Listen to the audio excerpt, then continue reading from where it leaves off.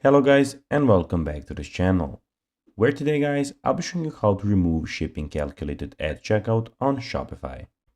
Now guys, of course the first thing that you need to do is go to shopify.com and then you need to go and log into your profile. But guys, if you do not have one, you can always go and register to Shopify.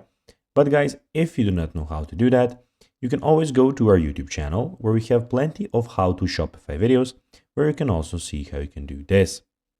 Now guys, that we got that out of the way, let's see what we actually have in front of us here.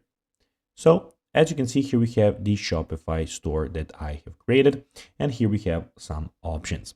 So basically on the left side of the screen, we have the home button, we have the orders, we have the products, we have the customers, we have the content, analytics, marketing, and discounts of this store. Also, we have the sales channels where we have the online store and the points of sale. Also, we have the add applications where you can go and add some of the applications. And in the bottom left corner, we have the settings where you can find all of the settings about your account.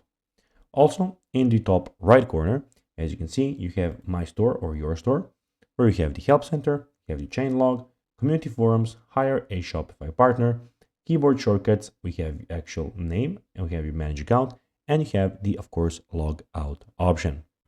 Now guys, let's see how you can actually go and remove shipping calculated at checkout on Shopify. Well, to do so, go to the online store on the left side of your screen, click on themes, then click on customize, which is the black button here.